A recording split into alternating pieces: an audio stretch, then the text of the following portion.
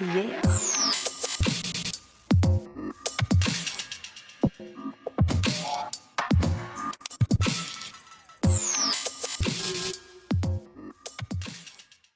Hello everybody, today we're making cheesy potato dumpling soup. This is the first part what you're going to be doing, and you got to cut all this stuff up real small. You got your cheese, carrots, potatoes, and celery, and then once we do all that, we'll throw it in the pot and we'll start cooking it. So we'll be right back. So we have everything cut up here. We have the carrots, kabasa, potatoes, celery, and the cheese over here. And then we're going to move over to the stove where the pot is, and we'll add everything in that needs to be in at this time. Okay, we are currently at the stove. We're going to start dumping everything in. We're going to put in all the carrots. We're going to put in all the celery and all of the potatoes. And then we're going to let that boil until the carrots and potatoes and the celery are soft. So I'll show you how much water goes in. So we have the celery here is floating, which is fine. But the carrots are about an inch underneath the water level right now. And we will put that to a boil. We're going to set it to 9 so it gets nice and hot. And it'll boil, and we'll come back to it.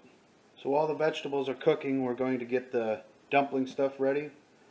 You always take an egg, and you're going to crack it into a smaller bowl. Just to make sure that it's all okay. Make sure you ain't got no shell in there, because you don't want to eat that. We'll dump it in the bowl.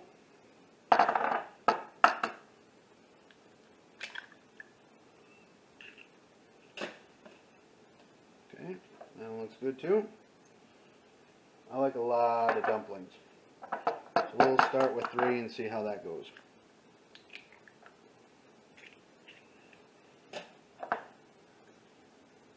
I like a lot of dumplings. We'll do 4. Maybe I'll have an egg sandwich later. Then I'm going to whisk all this up.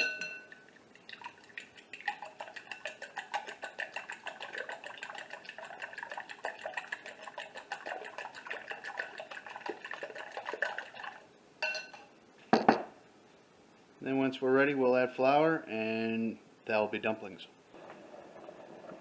Once it starts boiling, you want to keep stirring it up. Make sure everything's getting cooked evenly. And you want to make sure that your carrots are done and your potatoes are done. And once they're done, you can shut it off, and we'll get to the next step. So the carrots are almost done. Once they get a little bit softer, we'll go to the next step, which is drain everything out, but you want to save that juice. So that's in the important step in this, because then you get to save all of that flavor in there, and then we'll add everything together for the second step, and then we will add everything together for the final step, and it will be done.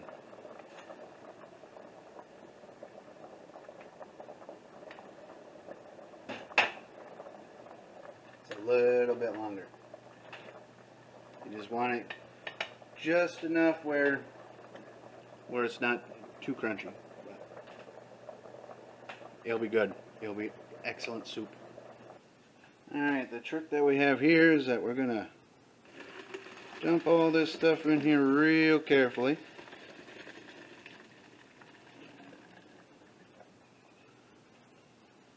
Beautiful. Okay. I'm going to pick this colander up, drain it out just a little bit, put it in the other side, and we're going to put this back in the pan, and then I'll show you what's next. So now that we got the water back in the pan onto the stove, we're just going to add a little bit more water.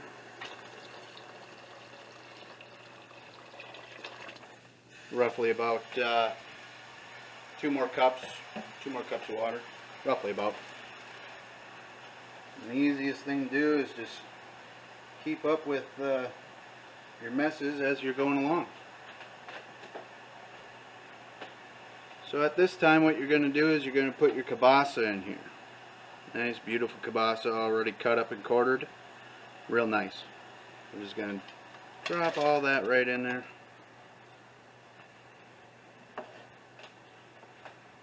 And that's going to make your nice broth here. So we'll get that to come to a nice boil, and we'll get the flour and everything else ready, and we'll go over there. Here we are back again, going to start making these dumplings. Let's make sure that's all nice and whisked up. Going to add flour, and this is to not. I put 4 eggs in, and we're just going to put a little bit of flour in at a time until we get the nice consistency.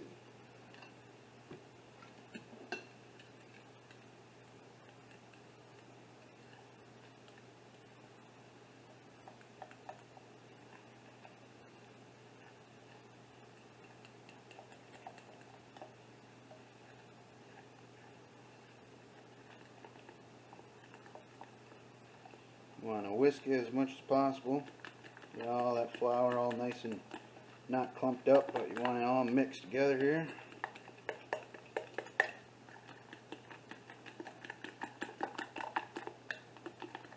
You see how that's still running? We don't want that. I'm going to add a little more flour.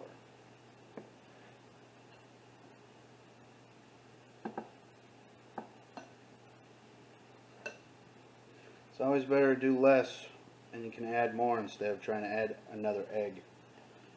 It's always easier that way.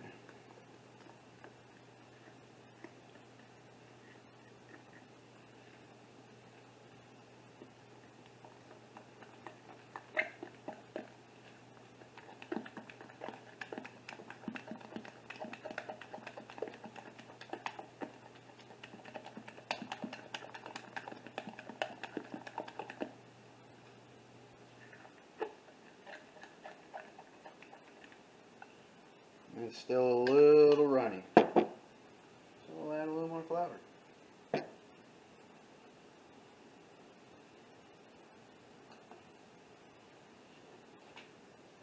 And depending on how big you make your dumplings is depending on how long they have to cook. If you make too big, it's going to have to cook longer.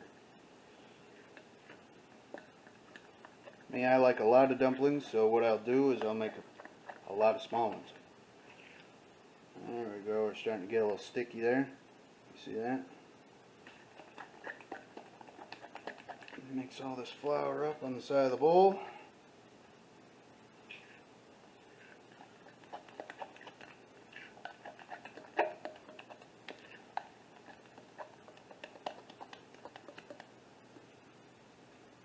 Just a little bit more, I think.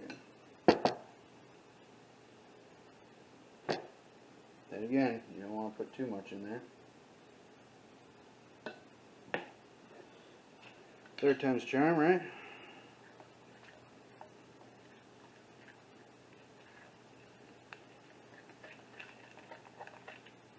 There we go.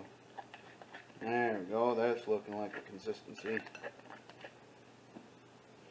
Okay.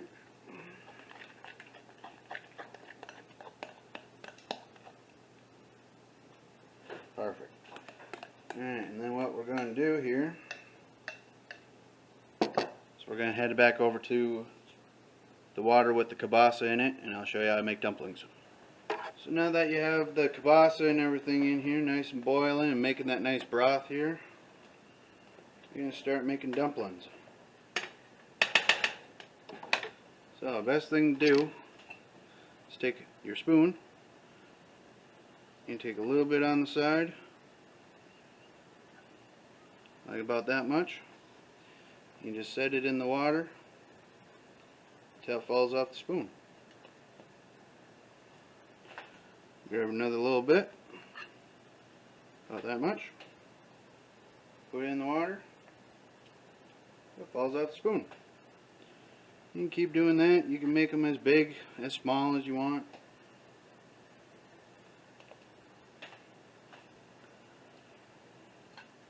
I usually do about half of a tablespoon. Make nice big dumplings. And you keep doing that until the bowl is empty. And then we'll get back to that when I'm empty here. So, welcome back, everybody. Bowl is empty. I'll set that down. I'm going to stir this up just a little bit here. Those dumplings. Ah, they're beautiful. Stir that up a little bit here. Now here's the hard part. Hard part is that block of cheese that we cut up. You're going to rip it up in little pieces. Throw it in there. But you can't let it sink to the bottom. Otherwise it burns the bottom of the pan. And it's not as cheesy. Rip up a piece at a time here. And stir it up.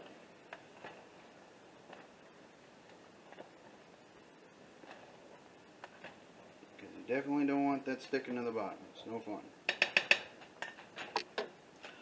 So, once this whole block of cheese is in there, I'll get back to you. Alright, once all your cheese is gone and nice and melted, just want to double check, make sure nothing is on the bottom. But once that's the case and it's all done, we will remove this from here, from the heat.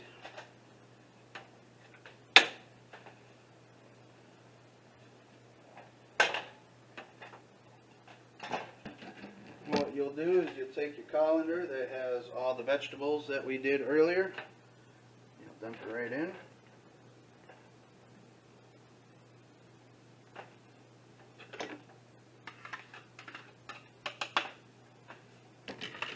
Stir that up a little bit here.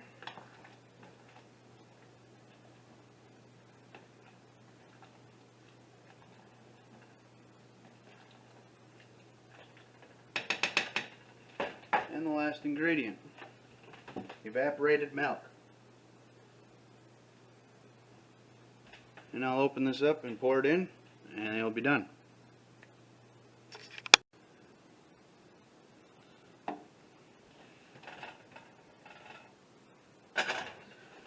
Alright, just so we can get a better shot here, we'll put it on there again. Won't hurt nothing. So we'll take our evaporated milk here. Do one whole can. And then you take water. Fill up the can, get all the good stuff in there.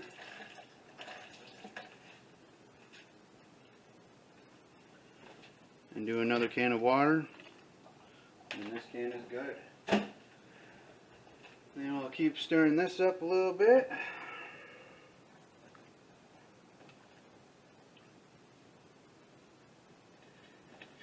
And that is how you make cheesy potato dumpling soup. Thank you everybody for watching cooking this cheesy potato dumpling soup. And I didn't have enough celery in it that I wanted, so we're going to put a little bit of celery salt. Put a little bit of this on there. Perfect.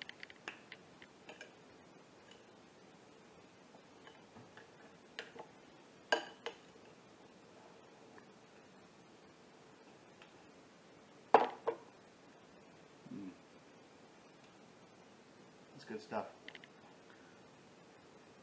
Go ahead and leave a like, comment, and subscribe if you want to see more. If you want the recipe, it'll be at the end. And I thank you for watching. I'm Psycho Nixon, and I'm out.